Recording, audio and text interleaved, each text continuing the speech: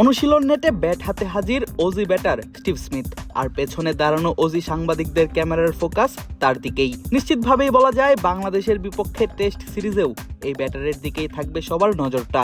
Smith bag থেকে নিজের bat দুটো বের করলেন, দেখে নিলেন ব্যালেন্স, একেবারে প্রস্তুত হয়েই শুরু করলেন নিজের ব্যাটিং অনুশীলন।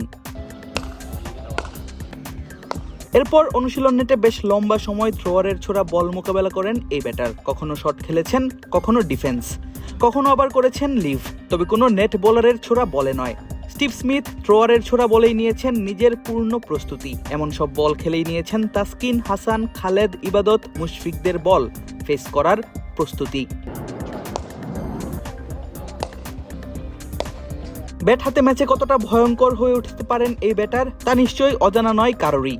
টেস্টের সেরা 4 ব্যাটার বা ফেব 4-এর একজন এই স্টিভেন পিটার ডেভেরুস স্মিথ বা স্টিভ স্মিথ। টেস্ট র্যাঙ্কিং এর 1 নম্বরে থাকা ব্যাটার ট্রাভিস হেডকে নিয়ে আলোচনাটা বেশি হলেও স্মিথ আছেন র্যাঙ্কিং এর 4 নম্বরেই। 37 বছর বয়সী এই ব্যাটারের অভিজ্ঞতা আন্দাজ করা যায় তার খেলা 123 ম্যাচের পরিসংখ্যানের দিকে তাকালেই।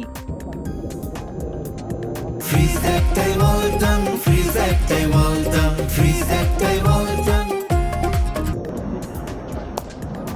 123 ম্যাচের 220 ইনিংসে ব্যাট চালিয়েছেন এই টপ অর্ডার ব্যাটার। 10,763 রান তার নামের পাশে, যেখানে তার সেঞ্চুরি আছে 37টি, পাশাপাশি 44টা অর্ধশতকের ইনিংসও আছে তার ঝুলিতে। তবে সব থেকে বেশি অবাক হতে হয় তার ইনিংস প্রতি গড়ের দিকে তাকালে। 54 স্ট্রাইক রেটে তার ইনিংস প্রতি গড় 56-এরও বেশি। তার স্ট্রাইক রেটই বলে দেয় কতটা ধৈর্য নিয়ে ব্যাটিংটা করে থাকেন এই ব্যাটার। তবে বাংলাদেশের বিপক্ষে তার রেকর্ডটা কিছুটা হলেও স্বস্তিদায়ক দেশের ক্রিকেট ফ্যানদের জন্য। এখন অব্দি বাংলাদেশের বিপক্ষে 2 ম্যাচই খেলেছেন স্মিথ, যার একটি মিরপুরে, আরেকটি অনুষ্ঠিত হয় চট্টগ্রামে, দুটি 2017 সালে। সেই 2 ম্যাচে তার মোট রান 119, 50 মাত্র একটি, আর 10 রানের নিচে আউট হয়েছেনও একবার।